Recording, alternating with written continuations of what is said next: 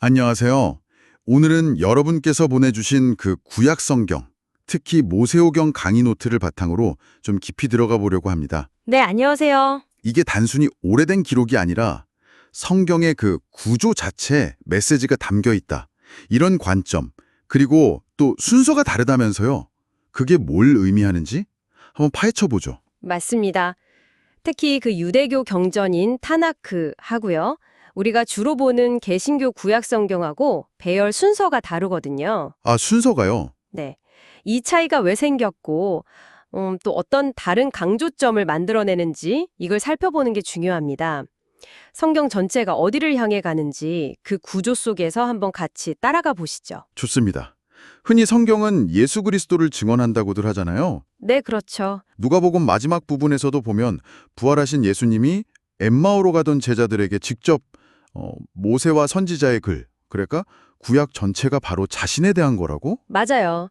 특히 그 고난받고 영광에 들어갈 메시아, 그걸 기록한 거라고 직접 설명해 주시는 장면이 참 인상 깊죠. 근데 제자들은 처음엔 이걸 잘 이해 못했고요. 네, 그 고난과 영광, 다시 말해 십자가와 부활, 이게 구약 전체를 관통하는 핵심 메시지라는 점이 중요하고요. 네. 그리고 이 메시지가 그냥 이야기 속에만 있는 게 아니라 성경 자체의 짜임새, 그러니까 그 구조 속에도 담겨 있다는 게 참 놀라운 점이에요. 구조가 메시지다.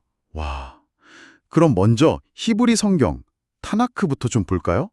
토라, 느빔, 케트빔 이 세 부분 앞글자 따서 타나크, 맞죠? 네, 맞습니다. TNK, 토라는 율법, 느비임은 예언서, 케투빔은 성문서, 이렇게 세 부분인데요. 이 구조의 특징은 뭔가요? 이게 참 흥미로운 게 타나크의 세 부분 모두 시작과 끝에서 말씀을 강조하면서 이렇게 연결이 돼요. 아, 말씀이요? 네, 토라는 창세기 1장의 말씀으로 천지 창조가 시작되잖아요. 네. 그리고 신명기 마지막은 모세와 같은 선지자, 즉 말씀의 전달자를 기다리면서 끝나요. 아, 기다림으로 끝나는군요. 그렇죠.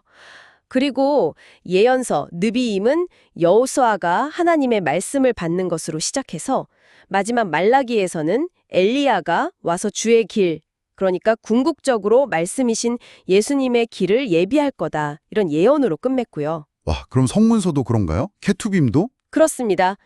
케투빔은 시편 1편에 말씀을 즐거워하는 복 있는 사람 이야기로 시작하거든요. 네네. 그리고 역대하 마지막은 고레스 왕의 칙령, 그가 그의 말씀이죠. 그 말씀으로 백성들이 돌아가라 이렇게 명령하면서 끝나요. 아, 단순히 그냥 역사적인 귀한 명령이 아니라 그렇죠. 그걸 넘어서 더 궁극적인 회복, 그러니까 말씀을 통한 구원의 그림자를 보여주는 거라고 해석할 수 있는 거죠. 전체 구조가 어떻게 보면 말씀이신 그리스도를 암시하고 있다 이렇게 볼 수 있어요. 그렇군요. 와, 정말 구조 자체가 메시지를 담고 있네요. 그럼 우리가 보는 개신교 구약 성경 순서는요? 이게 타나크랑 다르다고 하셨는데 어떤 다른 관점을 주나요? 룻기나 역대기 위치 같은 거요? 네. 개신교 구약은 주로 그 하나님의 구원 계획이 시간 속에서 어떻게 펼쳐지는지 거기에 좀 더 초점을 맞췄다고 볼 수 있어요. 이른바 구속사적인 관점이라고 하죠. 구속사요? 네. 인류 구원을 위한 하나님의 역사적인 계획과 행동, 뭐 이런 의미인데요. 그래서 룻기를 보면 사사기 시대 배경이잖아요. 이거를 다윗 왕조 계보랑 연결시키고 아, 시간 순서대로요? 네. 그리고 역대기 다음에 포로 귀환 시기인 에스라, 느헤미야를 배치해서 역사적인 흐름을 좀 더 강조하는 거죠. 아, 그렇군요. 순서가 달라지니까 강조점도 확실히 달라지네요. 타나크 순서는 말씀 자체의 어떤 연속성이나 기다림 이런 걸 좀 부각한다면 그렇죠. 개신교 순서는 말라기 예언 다음에 바로 신약 복음서로 넘어가니까 구약의 예언이 예수님 안에서 성취됐다. 이걸 더 직접적으로 보여주는 효과가 있겠네요. 맞습니다. 뭐 어느 한쪽이 틀렸다. 이런 개념이라기보다는요.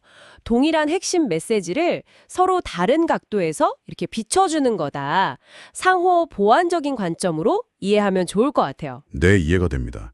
그럼 이런 큰 구조적인 틀 안에서 성경의 시작인 모세오경은 그 말씀과 언약이라는 주제를 어떻게 뿌리내리게 했을까요?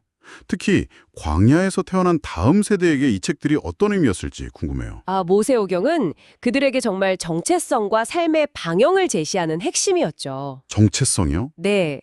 우선 창세기는 우리는 누구인가? 여기에 답을 줘요.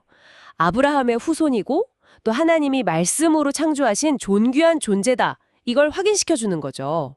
창조의 방법보다는 누가 창조주인가? 이게 더 중요하고요. 네. 그다음 출애굽기는 구원, 그리고 시내산에서의 언약 체결, 또 성막을 통한 하나님의 임재, 이런 구속사의 핵심 경험을 다루고요. 임재. 네, 레위기는 그럼 거룩하신 하나님 앞에서 어떻게 살 거냐, 어떻게 관계를 유지할 거냐, 그 방법, 그러니까 제사법, 정결법 이런 걸 알려주죠. 특히 대속제일 규정이 이 관계 회복의 핵심이고요. 아, 레위기가 그런 거군요. 네, 그리고 민수기는 약속의 땅을 향해 가는 여정인데 그 과정에서 하나님의 말씀에 순종하느냐, 불순종하느냐 그 결과를 보여주는 어떻게 보면 시험대였죠.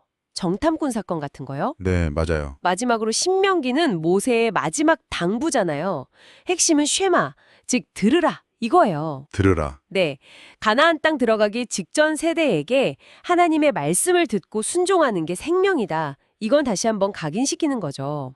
이 말씀이 아모스서에 나오는 다림줄처럼 삶의 기준이 되는 거고요. 결국 모세오경 전체가 하나님의 말씀을 어떻게 듣고 반응하느냐, 이게 핵심이었군요. 이 기준이 이후 이스라엘 역사를 판단하는 잣대가 된 거고요. 정확합니다.